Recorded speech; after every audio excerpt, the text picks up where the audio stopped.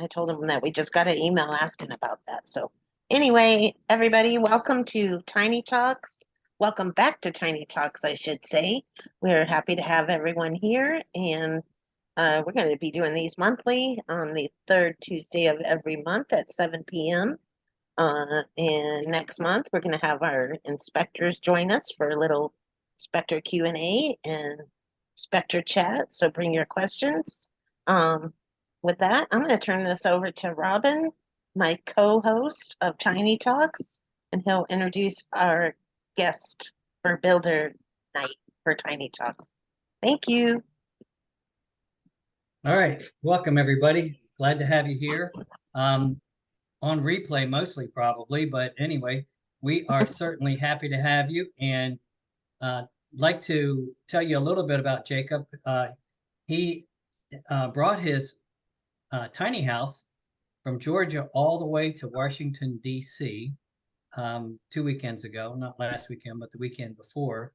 And I got to know him a little bit better and checked out his house. And we're just really impressed with what he's doing there. I believe, correct me if I'm wrong, Jacob, but I think you said you had 17 of them that you had built from January until now, which is a good number in anybody's world.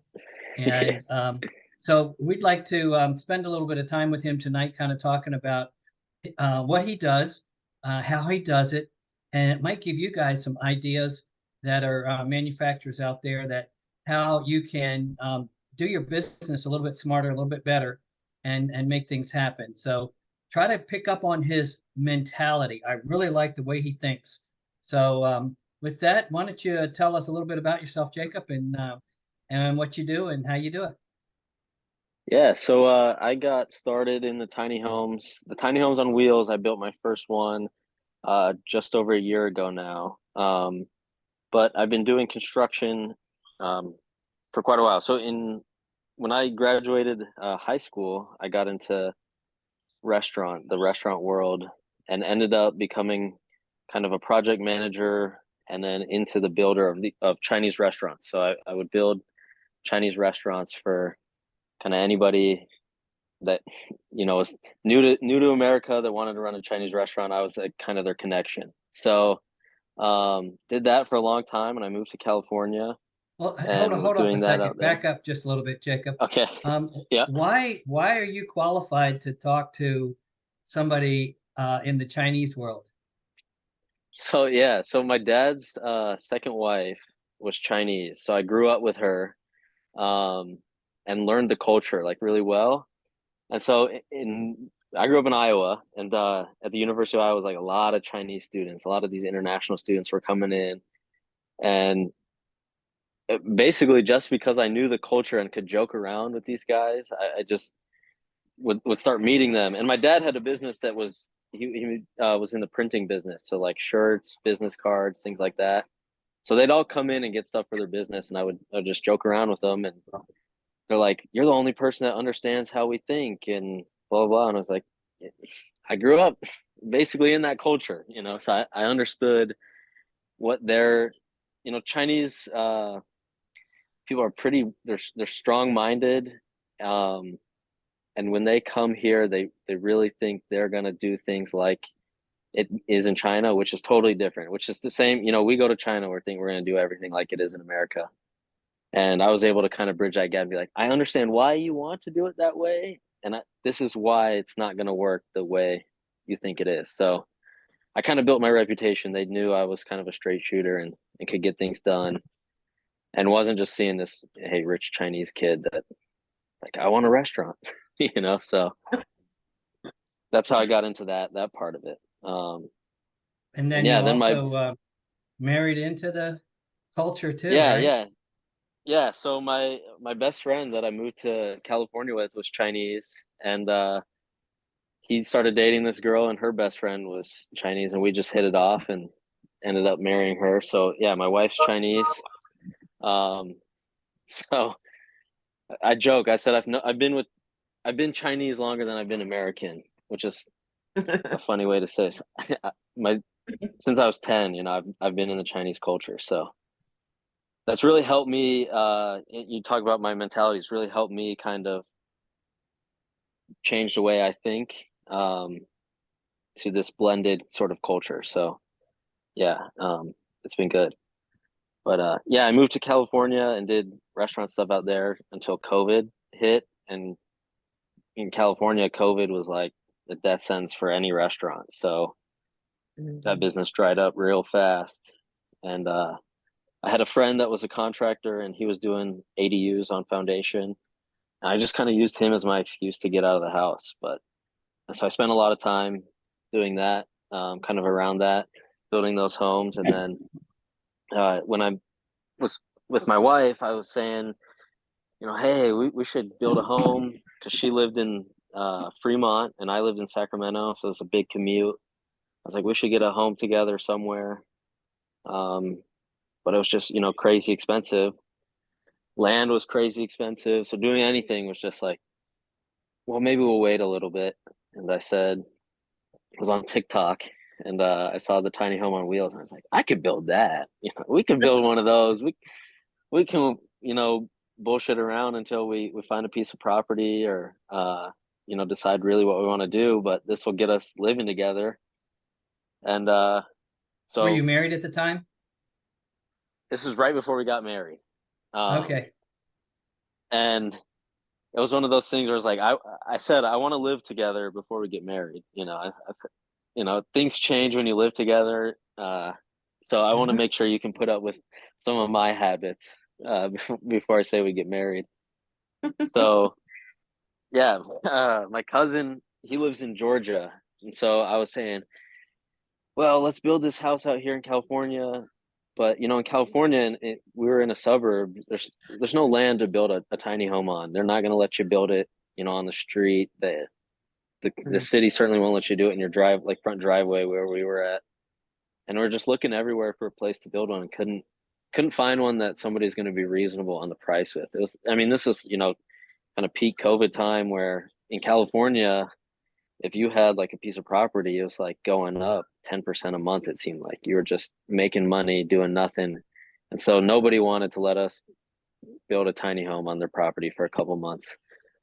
So I was talking to my cousin. I said, hey, you're a home builder in Georgia. You got all the tools. Let me come down there and I'll stay with you for 2 months and let me build this tiny home in your backyard and we'll see how that goes. So we found a trailer on Facebook Marketplace, somebody built to do tiny homes, and I sent my cousin there to go pick it up. So the trailer's here in Georgia. I sent my cousin, I said, you go pick it up, get it back, and then we'll come out, that the first part is done. So we get there and we had made all these designs for this 24-foot trailer, which is what we thought we bought. But my cousin didn't go there with a tape measure. So we get here and I'm Even though he standing was a on this builder, right? trailer. Yeah, He was he's a a builder builder. and he has tape measures. He builds homes every day, He's got a tape measure in his truck, but it was listed as a 24-foot trailer. And he said, oh, I trust the guy, like nothing seemed out of the ordinary. And I got all the designs. I made all these designs for his 24-foot trailer.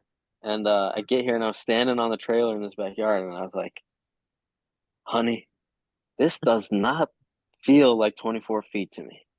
And I'm, counting with my feet. I didn't even own a tape measure that was 16 foot, bigger than 16 foot at the time. So I was like, run to Home Depot, buy this, bigger tape measure. I measured it was 22 feet. And I'm over here, I'm like, God dang it. Our whole design is 24 foot and this thing's 22. Well, funny, that guy that sold us that trailer, he had another tiny home there that was framed. Just the shell was framed, and it was a 24-foot trailer. And I called him back and I was like, "Hey, I know you want to kind of sell that thing. If I come buy that, will you give me a deal on it?" And he's like, "Yeah, sounds good." So I go out and I negotiated a deal with him. He had a heart attack and got out of the tiny homes. So he just had the Mm. shell and this trailer sitting there. So anyways, we bought that home and I said, well, let's build this one. while we're building it, we can think about how we want to build ours on the 22-foot one, kind of redesign some stuff. We'll learn about this one and then we'll sell it. And then we'll get some money, we can build ours, and it'll be all good. So yeah, we finished that first one. It took me way longer than I thought it would. But sold it really quick. And then we started building the second one, the 22-foot one. And at this time, the wife and I were like, we're both looking for kind of what we wanted to do. We knew we wanted to live together, but we didn't know what we wanted to do for work.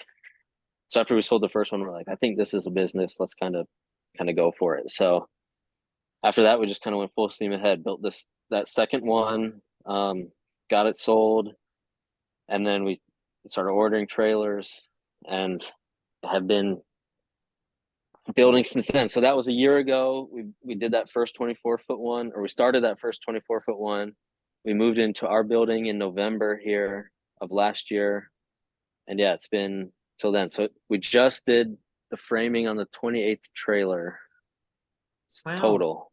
We just finished framing on it. So In less than a year. we went in less than a year. We went full steam ahead. Just if you're gonna do it, you gotta go for it.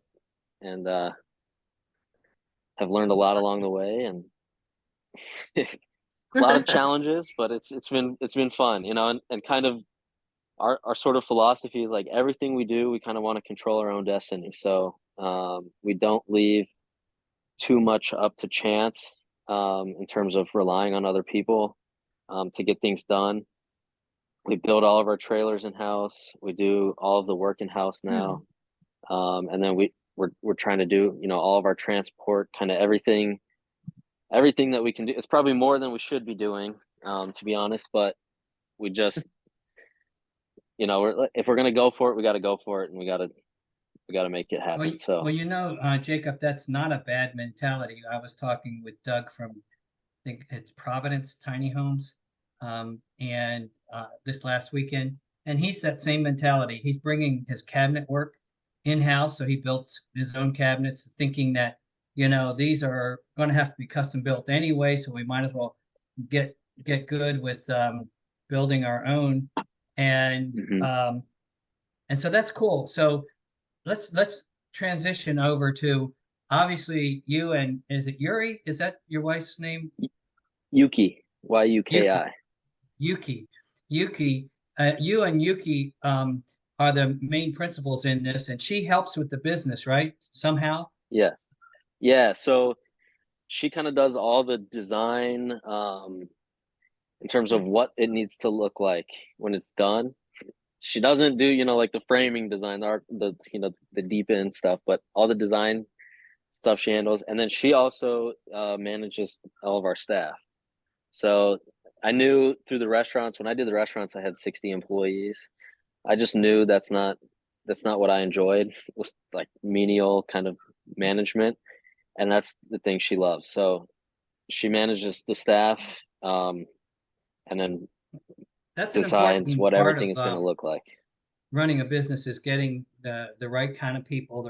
What they say is the right butts in the right seats on the bus too.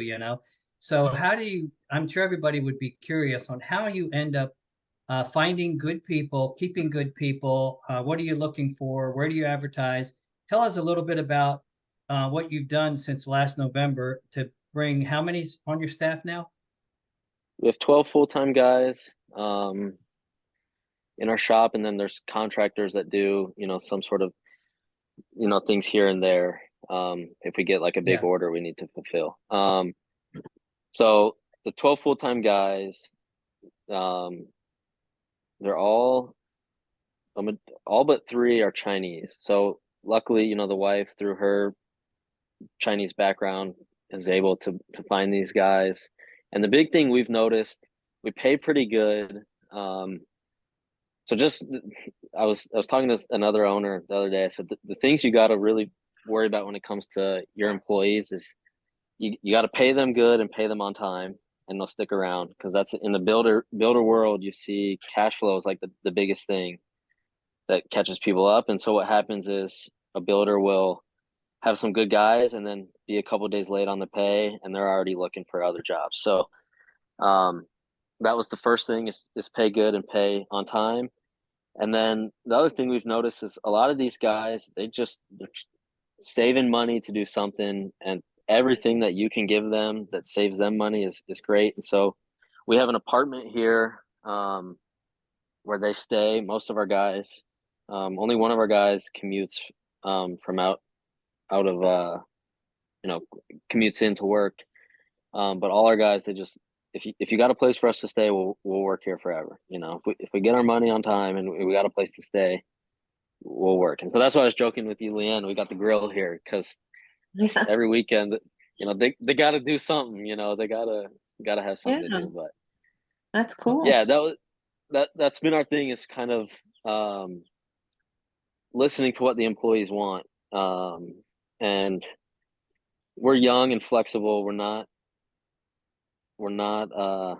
so I'm 25, so I know kind of, I guess I should say I've been doing this so long that I'm not like stick in the mud when it comes to some stuff. I'll listen to people and take input. And so yeah, it's been good getting the employees that we have.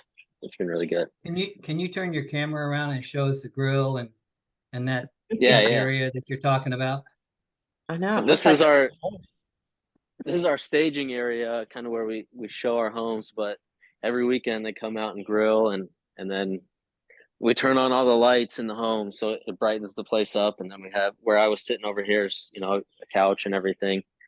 And so, as much as I hate to say, our team is like family, because that all sounds like BS to me, that, they're all here for a job, but we really do have a good connection with everybody. And if somebody needs something, we're always there to take care of it. And I just think, yeah, team morale has been kind of a big thing to push. Yeah. So great. Yeah, would it be possible for us to take a tour of one or two of your houses? yeah, so we'll pop in. We're doing a big deal with a guy on this home, this model. So the tentative number is 40 homes by the end of the year. And so this is our smallest house. We call this the hotel. And essentially that's what it is a hotel room.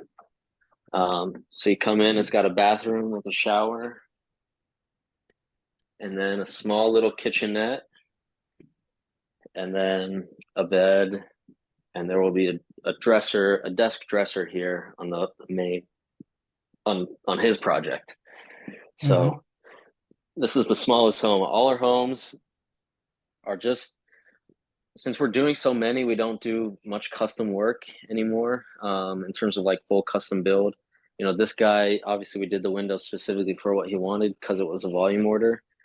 But most of the time we keep our designs the same, and then most of our finishes the same. So you'll see all of our homes are shiplapped interior and ceiling, and things people can't customize is like floors, paints, countertops, cabinet colors, things like that.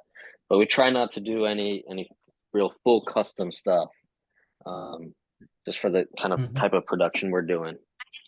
So yeah, we'll come over here. This is the house we brought to. Oh, sorry. Yeah. And what is the outside finish that you have on it? So this is the Hardy board. Yeah. Yeah. And this is what we've done on all of our homes. It's held up good. The only thing we do is like on this lap siding, we brad nail on the face these big long lap boards, so they're not rattling around when you're driving. And I haven't had any issues with cracking or anything like that on the home. So like that one I just took to Canada, it was 1,000 miles, no issues. So it holds up pretty good. The only downside is it's heavy. So yeah, you kind of got to weigh what your goal is with the home. But it's nice because this is kind of the style here in Georgia, is this either board and batten farmhouse style look. So we can do it pretty easy. It's just like working with wood. So this is a home we took to DC, and it's got a bedroom here on the first floor. This is a 24-foot home.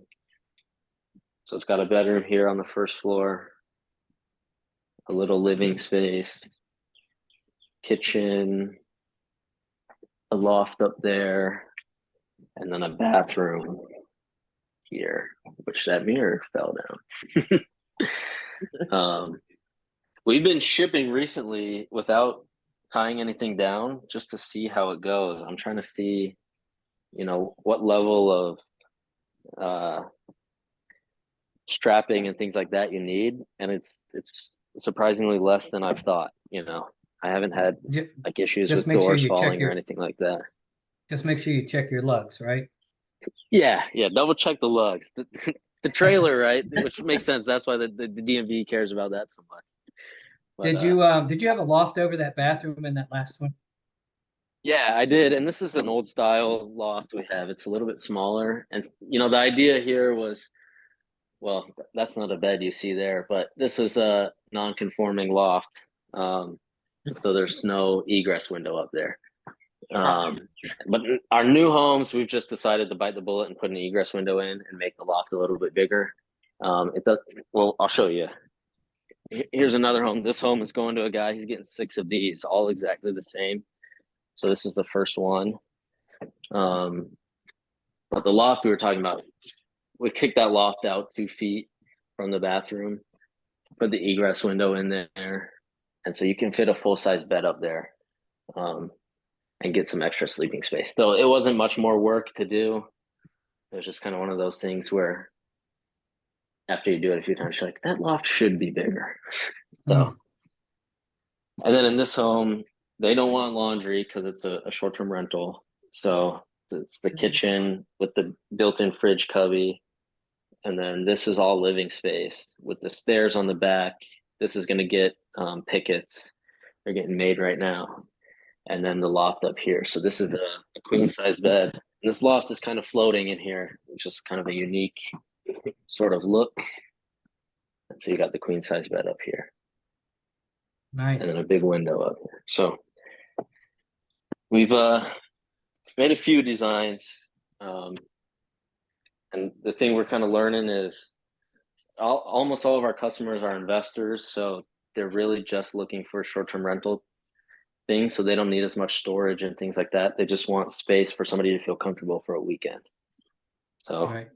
whether it's beds, number of beds, if it's like on a beach, or big windows like this, because this will be up in the mountains. So And that house right Yeah. there, you can have two, a full size and a queen size, and then maybe a couch that could pull out also. Yeah, they're gonna do some sort of custom couch that will pull out. So yeah, it's a queen, full, and then a little bit bigger than a full on the couch. So the compromise here was no bedroom, so that's no first floor sleeping. So they wanted stairs, and it was where to put stairs that were gonna be as compact as they could, but still be stairs. They didn't want like staggered stairs or anything like that. They just when they were designing, it's like, we got to design this around a drunk person coming home in the middle of the night. What's gonna happen? So I was like, all right, stairs and a railing. Like, we'll make sure that's good. Right. Yeah, and if they can't get up the stairs, they can always sleep on the couch. Exactly. So yeah, this design has been nice. Like I said, he's getting 6 of these, so they're kind of all exactly the same. But we'll see how he does. He's just Airbnb on 40 acres here in Georgia. Oh, wow. Well, That's nice. just so you know, there are a couple of options. If you do not have room for an egress window up in the loft, or you didn't put one in, you can always put in it's a 2-foot by 2-foot skylight will meet the egress requirements, in case you ever need to do one like that. I'm always scared of things that touch the roof. I agree.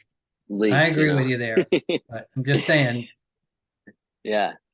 No, that's I get asked about skylights quite often. And if I was doing more of those custom builds, I think skylights would definitely be something we'd talk about. But that's one of those, things that add complexity is not what we're aiming for at the moment. So And then, have you built anything larger than a 24-footer? 32 is the biggest we build. Here, if you're ready, we'll walk into our shop Sure. and we'll take a look. So here's our shop. Wow. We can come back to this stuff.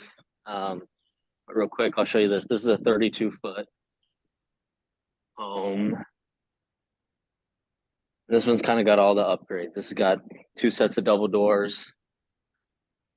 I don't have light, unfortunately, but there's going to be a kitchen here. It's 8-foot counters. They're going to put a bench seat there to look out the window. This is actually facing the front of their home, the street where this is going. And then this was going to be stairs into this loft, a living room over here with another loft above this bathroom. The bathroom is going to have the stacked washer dryer, a toilet, vanity, shower, and then they're putting a Murphy bed on this wall in the bedroom here with another set of double doors. So this is the biggest home we do, and it's really it's like a loft sort of apartment. You know, it's just like a little 1-bedroom on one side and then a loft on the other.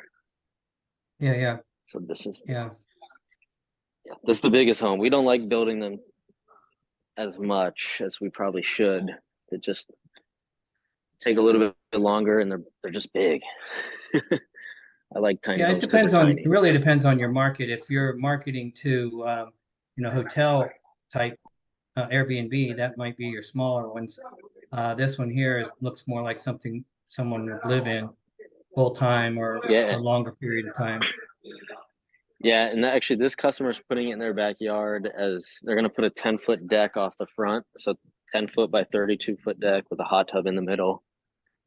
And they say it's going to be an Airbnb home, but I think reading between the lines, it's going to be their kind of weekend party house. So they don't have to get their home dirty. Yeah. So yeah. Well, while we're in your shop, we might as well go ahead and check out your operation there. How big is your shop? So we're 30,000 square feet, almost exclusively all shop. There's 2,000 square foot of office. So we're kind of at the back of the shop. The main door is at the front. So as we make our way there, we'll see that. But this is our paint booth. So all the painting happens here. Every house gets moved over here when it's ready for paint, and then we'll do interior, exterior painting all at the same time. And then directly across from that is our fabrication and welding. So we build all of our trailers in-house. It's one of those things, kind of like I was saying earlier, we got to control our own destiny. I don't want a supplier to call me and say, hey, my trailer's going to be 2 weeks out because I can't get X, Y, and Z part. And I'm over here with all these guys that are waiting for work. And Yeah. so, kind of like I was saying, if I got to pay on time and pay every time. So they got to be working. So yeah, we build all of our trailers here. This is a 16-foot trailer that it's almost done. They're going to put the covers on the wheel wells and then paint it, and then put the belly pan and all the lights on. So you have a unique way of building this. You said that you have the I-beams that are, I've forgotten how many pounds for each foot of, but they're 8-inch I-beams. 8-inch I-beams, 18.3 pounds, I think, per foot. So they're super overkill. But the nice thing is you could support it on 4 points. It's not as dramatic on the 16-foot, but on the 24-foot, you can support it on 4 points, and you don't get that bounce in the middle. Okay. And you theoretically, run you can do that with the. You run your cross members through the I-beam, correct, and weld on one side. Yeah. We punch a hole in the I-beam, and then the cross member runs through it and gets a full weld on one side. And then it doesn't need a weld on the other side, so it cuts down on welding time, and material used, and it to me creates a stronger trailer that there's not all these butt welds kind of scabbing stuff together. And the outriggers that protrude on front and back of the tire system go all the way to the out. They serve as an outrigger in addition to a cross member. Yep. So it's all a unified structure. You're not, having to cut your piece between this beam and then weld this on and hope that's a strong weld that's going to hold essentially all your weight. All your walls and everything is sitting on the outside of your I-beams.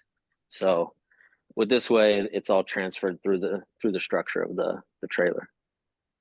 And then do you use a wood floor system inside of there that your plywood is screwed to? Yeah, so there's 2x4s that run down the length of the trailer, and then exactly the subfloor sits on top of that and is screwed into the 2x4s. So you have an 8-inch cavity to do a lot of the plumbing, and we are able to move cross members if we have a design that needs a toilet in a specific spot and it hits a cross member. We're able to move that cross member somewhere else on the trailer if we need to. Right. So Right. Nice. And that also gives you 8 inches to put insulation in there. yeah, yes, and it's just a Okay. good space that we're talking about spray foam. This is like we've been going back and forth, and as you guys talk more about getting into the IRC standards, spray foam is probably where we're going to end up at some point, and so it'll be we're just talking about different ways we can fill that cavity with spray foam fast and easy. Right. Yeah. The only place that I see a thermal break might be desirable is on the I-beam, because the 8-inch I-beam is open to the outside air on the bottom and inside air on the top. And so it could transmit some of the temperature Yeah, we put through. that the insulation tape, it's like the aluminum on one side and then the thin insulation on the other Okay. side. We run that down the I-beam to kind of, I know it's not great, but it's good. We've talked about putting a piece of foam board across and then the subfloor. All sorts of different it would things have to be it'd have to be that rigid foam board. And that's why we haven't done it, because we can't get compressed. it here in Georgia. Yeah. That's all Yeah. special order, so Oh yeah. we'll see. Well, maybe eventually you'll get to that point. But yeah, what else you got there? Yeah. Tell us how you set up your shop and how you build. Looks like you have quite a few builds going on all at one time. Yeah, so all of our guys are basically trained to do one thing and do one thing well. So although they can do other things, Distraught runs the most efficiently with a constant supply of new homes coming. So if we're not, if we don't have a pre-order for something, we have a list of homes that we're willing to build that we'll sit on and hold. So like that White House that we were in, that home's not sold yet, but we built that knowing that model sells for us pretty quick. And so when we have homes like that, we don't really push the sales too much, because if we push all the homes out, we have nothing to show. So anyways, the way it works is a trailer gets made over here, and then it'll go over, get painted in the paint booth, comes back, gets all the axles put on it, and then it comes over to here, and this is where all the framing happens. So we frame everything on the ground and then use the forklift to put all the walls up. And then once it's framed, it'll normally move, although I don't have that other trailer ready yet, so it's been here, and it'll start getting all its rough-in stuff. So it'll do all the plumbing. So like all this, the PVC work is going in, and all of the electrical starts. And then when this is finished is actually when we do our first inspection with Noah. So it's like we kind of inspect everything at once. On the front end, The electric, the framing, the electric, the plumbing, and the trailer inspection is all done at once. Yeah. And it's nice, I think all the inspectors kind of know our trailers at this point, so we don't have to rip up to see an I-beam, because it's always the same I-beam. But yeah, so it gets to that point, and then it'll come over here to kind of whatever space is available, and then gets the dry-in done, and then that's inspected, and then insulate. I don't have anything that's insulation now. Everything's past insulation. But once we do insulation, and we do all fiberglass insulation, they just rock and roll. I got one guy that all he does is put shiplap in, and then the guys come in and do the finishing. So this is another one of those hotel homes that just got finished. And so same thing, it's got all the shiplap done. They just installed the countertop today, and that was the last thing. So this home is ready to go. And this will be going up in Georgia here. So Cool. we have all the bays for all the kind of time consuming stuff on the work, and then things that happen quick, we'll move it. So like paint, we move it over for paint. Siding, we move everything here for siding because siding's really dusty. And once this is all kind of cleaned out, it'll be more space for production. But yeah, I think we see this house here. Yeah, 27th home we've built, and that one is the 28th. So Okay. we're flying through them. Wow. Now, here's a question for you that it's a business question. Obviously, when you scale your business and you've got a lot of inventory sitting there, how do you fund the growth of your business? Do you take deposits? Do you have a wealthy parent or investor that come? How do you Yeah. manage? So I got lucky. I had some kind of savings from what I was doing, and then Yuki, she had some savings. So we put all of our money into it, and then we both sold our homes, and took out all of our money from that. So when I say we're all in, we are all in. You know, every dollar we have is in here, and we live in a tiny home in the back of the shop, so we're always here. Mhm. And so that's kind of the funding route in terms of our real cash. We try to stay away from too much deposit stuff. I know there's just been a lot of builders that have gotten caught up taking too many deposits and then getting in over their head and then not being able to deliver, and it kind of just all spirals from there. So I really don't want to get into that area. And we also do a lot of escrow work. So when we sell a home, like let's say you buy that white home, you'll actually send that money to our escrow attorney, and they'll hold the money until you get the home. So we do a lot. Although it would help our cash flow to get that money directly, we want to build that reputation that this is kind of like a home buying process, and it's a little bit more trustworthy because we're selling homes all over the country. I mean, I'm selling homes to people that have never even met me, never even seen the home in person, and I feel weird taking all their money before the home is ready. But you'll get No, those people that's that are like, I want to pay now. I'll give you everything now. Let's slow down there. yeah, just put it in escrow. That's a smart move, and that way you know Yeah. it's there when your house is finished. All you have to do is get to it, and then you're done. Do you finance anything? Have you So gotten to that point yet? we've played around with financing, and I know you and I talked about that when we were in DC, about how that's kind of the next thing for us to really start looking into. But we'll do some big deposits, like a 50 or 60% down, and then finance the rest over whatever terms kind of help the deal. And that's mostly with our developers that are getting 5 or more homes, who we've noticed are getting those, because those are just loans that nobody can get right now. That nobody can get commercial financing for tiny Yeah, homes. yeah. So we'll Do see. you have But any yeah, that's the specialized? Yeah. Do you have any specialized equipment that? I mean, obviously you have a forklift. Do you have anything in your shop that's specialized just for what you guys do, or is everything pretty much table saws and I mean things yeah to the build most cabinets or specialized. So we do all of our cabinets are flat packed. I think this is another thing, um, just kind of about our mentality here, is everything we do is standard. We don't do any. We're not reinventing the wheel, per se. So like my family, developers, the cousins, that's what they do. And there's people out there that have invested hundreds of millions of dollars in getting a cheap cabinet that's high quality. So I don't need to come out and try to reinvent how a cabinet's made. So we try to do everything standard. The things that we do have that are kind of unique for us, this is our CNC machine. So this is how we cut our beams. That's probably the most specialized thing we have. And then we're lucky in this building, it has a crane, gantry crane that goes the whole length of the building.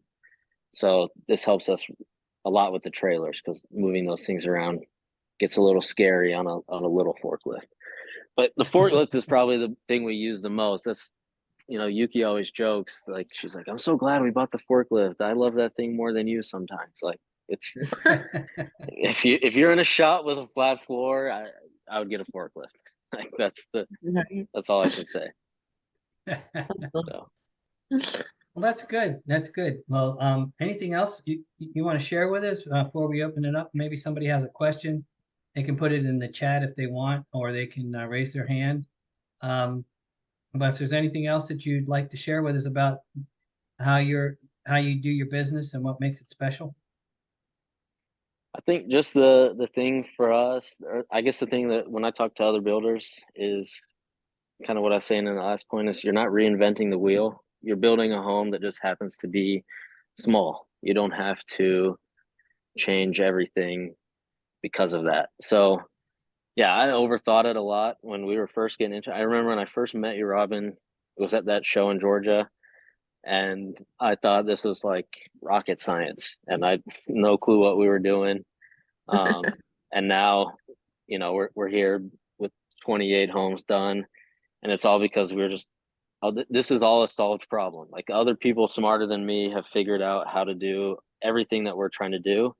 So you just got to put those pieces together to get whatever goal you're trying to get. So I think that's the biggest piece of advice or thing I'd like to say to help some people. Well, I just want to say kudos, double overtime kudos, because you don't realize how many builders go out there and they get enough money together to build one tiny house, and they build it and they got to sell it before they can do the next tiny house. And that system is tough to make work. And before you know, Yeah. they're just out of business. So the fact that you're able to handle the the employees and how to get the workers that can do the things, to start from scratch just a few months ago on your first tiny house and to be where you are. Did you have any supply issues with windows or anything during this time, or are you able to get all the things that you need? Yeah, Windows is Windows is the biggest thing that's thrown us off. Although it's better now. It's about a month and a half lead time. Um, and that's the thing is we've standardized our windows. We have the styles of windows we use, and we'll fit those into every home. So like this hotel home, that window there, instead of doing one big window right there, which we could, it's two windows together. A customer looks at it the same as they would one big one, but that's the same window that's in that house right there. So that's kind of, And it looks like that pare window's down turned your, sideways. It looks like that same window yeah, is turned sideways. yeah. Luckily, I mean, well, it would be lucky if you could just turn it sideways, which the manufacturer says I can, but I order them sideways so the weep holes are there. We did before do some that were turned sideways that were sealed. But yeah, we simplify everything down to just a couple SKUs, so I'm not having to chase everybody's, where's this window? Where's this? I can't even remember where I put that window, like that sort of stuff. And then we have one part, we work with Home Depot. We're one of the largest buyers in our city. We're the largest buyer, but we get everything through Home Depot. So they are the ones that have to really deal with a lot of that headache. And there's some stuff you overpay on and there's some stuff you don't, but you got one person you call and where's my windows? And they go figure it out. So Leanne, it's been you good. got any questions? Yeah, I have a question. I don't know if anyone else has one, but I was wondering if your cousin is working with you now that you moved to Georgia. No, No? I don't think we get along enough to do that as close. We're both very strong minded. He's built a big business he does all custom cabinetry now. Because it got too cutthroat doing the new builds, but he does all these high end custom cabinetry jobs and does a really good job at it. And I'm like, Gotcha. I'd love to do something with it. We've talked about him doing some of the custom builds. I get a lot of inquiries about people that want, a full custom build, and that's just not the type of building I enjoy, but that's what he enjoys. So I've been talking to him about trying to convince him, hey, a 32-foot home that somebody really wants all the bells and whistles, you're the guy. come and do it. Yeah, definitely. Okay, I had one other question. There's some Yeah. kind of black thing there near the grill. Looked like a Oh, circus bicycle or it's, something. What is yeah, that? my welding guy, his name is Brennis. So this is his scrap bicycle, and he's gonna add more planters to it, and then plant a bunch of flowers in it. So Oh, okay. this is what I pay people to do when I'm slow, I caught my- guess. That caught my eye. Like, okay, what the heck is that? Awesome. Yeah, yeah. Does anybody have any been having fun with it. questions? Oh, sorry, Jacob. No, I was just saying Anybody? he's been having fun with that. So Yeah, keeps them You busy. might in have his found a off new time. business there, making Well, we have, You know, I Tony- bicycle planters. Yeah, yeah. the amount of people that want to buy stairs from me and decks from me is ridiculous. Like people that come here and look at a home and like, can you build me a deck? And I'm like, no, but I know Sure, somebody that can. No. Yeah. Well, awesome. Well, we have Tony and Linda with us, and Phil, and I guess that's it. Anybody have any questions? Robin, did you have anything else? No, I think that's pretty much it. Just wanted to say thank you to everybody for coming on and sharing with us. It's been a long time since it seems like it's been a long time since Tiny Talks because we Yeah. were doing them four a week for the longest time, and now going back to one a month is Yeah. it's easier, more palatable, but it just seems like I it's know. been a long time. But yeah, I'll turn it back over to you, Leanne. Let you kind of wrap us up and take us out. Probably think I'm crazy when I say I've missed everybody.